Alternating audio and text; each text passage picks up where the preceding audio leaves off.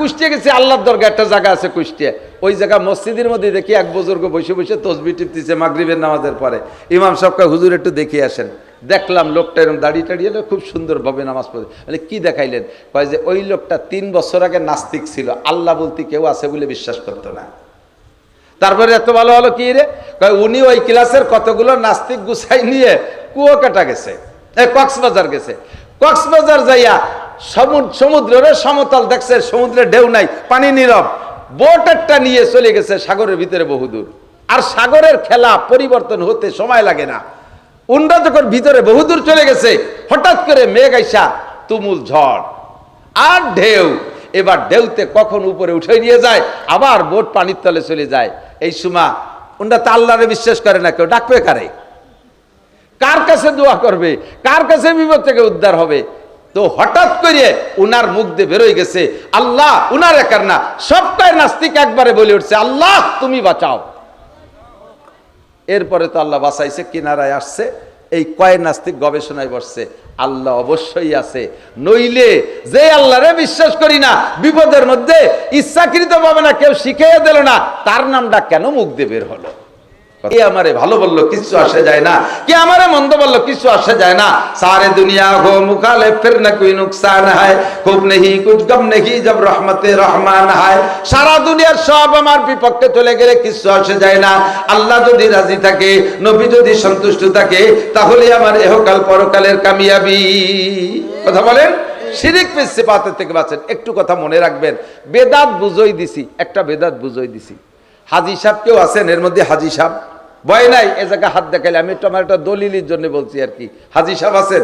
মাশাআল্লাহ, আলহামদুলিল্লাহ, একজন হলে 2 জন পাইছি। আপনারা মক্কায় হজের সময়, হজ উমরায় জানাজার নামাজ পড়ছেন না মক্কা মদিনায়? প্রত্যেক ওয়াক্তে মক্কায় কাবা শরীফে আমার জিন্দেগিতে যতবার গেছি, আল্লাহ অনেকবার জানেছে, এতবারের ভিতরে হেরেম শরীফে আমি একবারও জানাজা মিস করি নাই। মানে ফরজ নামাজের পরে জানাজা নাই এরম পাই নেই।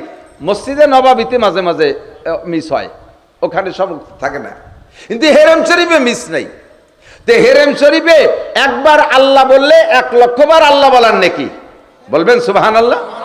একবার দুরূদ শরীফ পড়লে 1 লক্ষ দুরুদের নেকি, 1 ওয়াক্ত নামাজ পড়লে 1 লক্ষ ওয়াক্ত নামাজের নেকি। তাহলে একটা মিলাদ পড়লে 1 লক্ষ মিলাদের নেকি। কথা কয় না, প্রত্যেকটাই তো 1 লক্ষ। তা মিলাদ যদি ইবাদত হয়, তাহলে মিলাদও একটা মিলাদ পড়লে 1 লক্ষ মিলাদের নাকি। তাহলে হেরেম শরীফে থাকবেন হজের সময় যে প্রায় 30 দিন বা 28 দিন।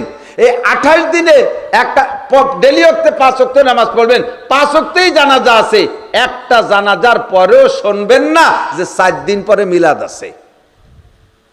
একটা জানাজার পরেও 4 দিন পর মিলাদের ঘোষণা আসে না। এমনকি বাদশাহ আব্দুল্লাহ, এই সালমান তো বর্তমানে মুহাম্মাদের বাপ সালমান, মুহাম্মদ কিন্তু প্রেসিডেন্ট না, হলো যুবরাজ, ওর বাপ হলো বাদশাহ। সালমান বেঁচে আছে, এখনো মরে নাই। এই সালমানের আগে তার ভাই ছিল কি বলে আব্দুল্লাহ। আব্দুল্লাহ মারা গেছে 16 সালে। আমি সে সময় সৌদি আরব, রিয়াদে জানাজা হয়েছে, আমিও সে সময় রিয়াদ ছিলাম। পরে শুক্রবারে হেরেম শরীফে গেছি, মনে মনে ভাবতেছি যে বাদশাহ মারা গেছে আর হেরেম শরীফে মিলাদ, তো ঝাঁকা ডাকা মিলাদ হবে, জিলাপি তো বাংলাদেশ থেকে আসবেই। এই অপেক্ষায় মনে মনে অপেক্ষা করে বসে আছি, বিরিয়ানি টিরিয়ানি হবে। খুতবার ভিতরে বাদশার একটু প্রশংসা হলো, আর খুতবার মধ্যে কিছু দোয়া হলো। নামাজের পরে হাত উঠিয়ে মুনাজাতটাও হলো না। মিলাদ তো দূরের কথা, যেই দেশের বাদশার উপরে সারা দেশের মানুষ খুশি, কোটি কোটি টাকা তাদের অভাব নাই, তারা মিলাদটা দিল না। কেন দিল না? নিশ্চয়ই কোরআন হাদিসে নাই বিদায় দিল না। সুন্দর করে বুঝাই দিলাম, আপনিও বুঝলেন। তাহলে যেহেতু কোরআন হাদিসে নাই, মক্কা মদিনায় পড়ে না, আমার আব্বা মারা গেলেও মিলাদ দেব না। আজকে জায়গা থেকে বুঝে গেলেন এটা বেদাত। কিন্তু কয়দিন পর বাপ মারা গেছে, ওই ছেলেই জানাজার মাঠে দাঁড়ায় কয়, আজকে কি বার? সোমবার, মঙ্গল, বুধ, বৃহস্পতি, শুক্র, আগামী শুক্রবারে সবাই আপনারা আমাদের বাড়ি আসবেন, দুপুর বেলা আসবেন, দুপুরে খানা খাবেন, আমার আব্বার জন্য দোয়া করবেন। এখন যদি তারা কেউ কয় যে তুই না সেদিন শুনি আসলি যে 4 দিনের দিন মিলাদ বেদাত, তা আবার ঘোষণা দিলি কে? শুনছি তো, বুঝি, একেবারে কিছু না করলে মানসি কি কয়। এই যে মানসিক অর্জনে দুটো গরু জবাইতে খাওয়াইছেন, গরুও খাওয়া হবে, খাওয়া হয়ে যাবে, খুদার কসম একটা নেকি হবে না, কারণ এই খাওয়াটা আল্লাহর জন্য খাওয়ার নাই, এটা খাওয়াইছেন মানুষই কি বলবে সেই কথা মানুষের মুখ বন্ধ করার জন্য। এর নাম শিরিক ফিল ইবাদত। আমি শুধু কতগুলো জুজ সামনে আনলাম বোঝার জন্য যে কোন কোন জায়গায় আমরা শিরিক ফিল ইবাদত করে থাকি। খুব সাবধান। এজন্য হুজুর বলেন আকলিস দীনাকা ইয়াকফিকাল আমালুল কালিল, তোমার ঈমানকে খাঁটি করো, অল্প আমলই নাজাতের জন্য যথেষ্ট হইবে। 2 নম্বরে কুফরি গুনাহ, আল্লাহর নিয়ামত উপভোগ করে যদি শুকর আদায় না করে তার নাম হলো কুফর। ভালো ধান ফলছে দেশে, বলেন এটা কার দান? দেশে গাছে আম আছে, এটা কার দান? লিচু ভালো ফলন, কার দান?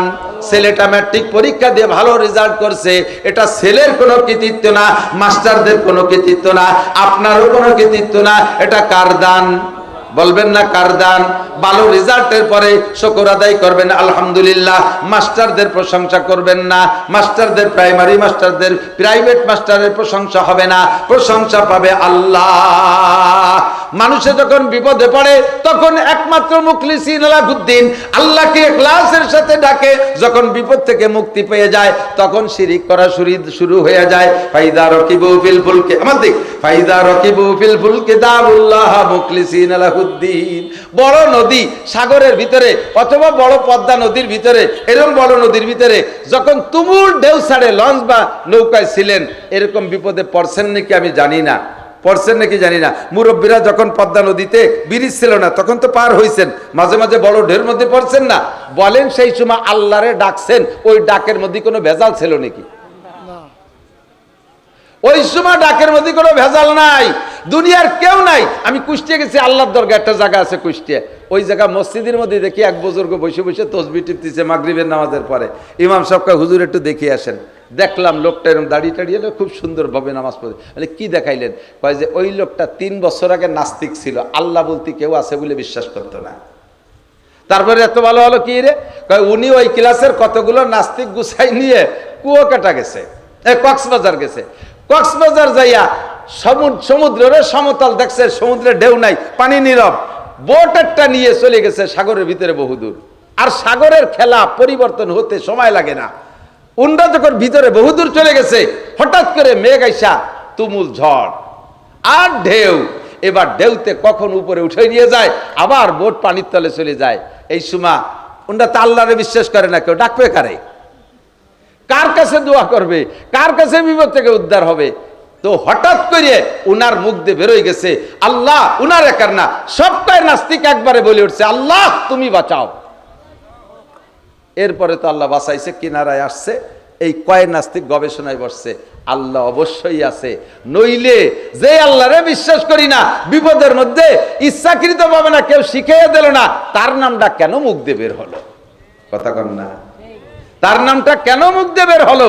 নিশ্চয়ই আল্লাহ আছে, আমি আপনি বুঝি আর না বুঝি। ও দোস্ত, এই সময় সাগরের ভিতরে যে আল্লাহরে ডাকছে, এই ডাকের মধ্যে কোনো ভেজাল নাই।